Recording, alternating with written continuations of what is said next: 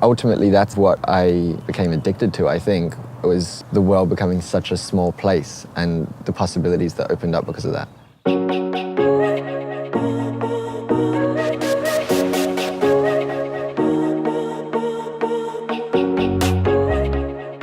I'd say I first discovered the internet when I was probably maybe 10.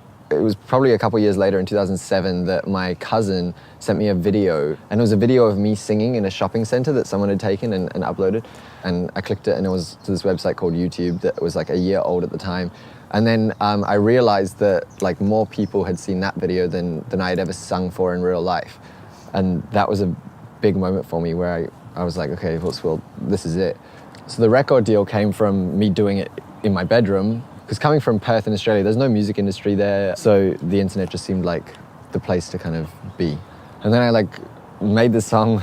It wasn't mixed or mastered or anything like that. Called up my local children's hospital and I was like, hey, I want to do a charity project for you guys. Is it cool if I come shoot a music video at your hospital?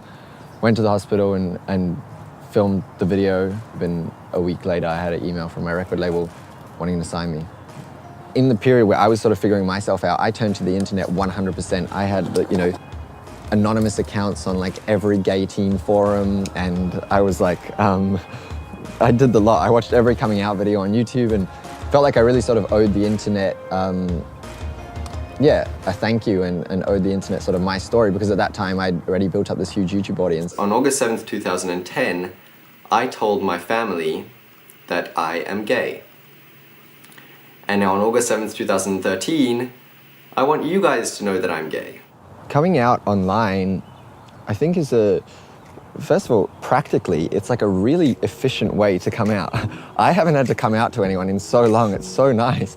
That space is a space where terrified LGBT kids go to realize that they're not alone and deal with accepting who they are and letting other people know who they are. I think 14-year-old Troye would have very much appreciated an openly gay pop star. I remember Ricky Martin coming out on the cover of a magazine, and the fact that it needed a whole big magazine cover story was scary to me, and I would have really appreciated someone who was just sort of doing their thing whilst being gay. I was playing a show and this girl started waving a note at me from the front row, and I knelt down and took the note while I was singing, put it in my back pocket, and carried on singing and looked at her again, caught eyes with her again, and she started signaling for me to open the note. If you're reading this, can you announce that Kelly is bisexual, please? Kelly's mum's in the crowd. I was I read it, got super nervous, felt like it was my coming out all over again. The crowd just went absolutely ballistic, and it was a very emotional, overwhelming moment. I do sort of feel the pressure to keep making YouTube videos.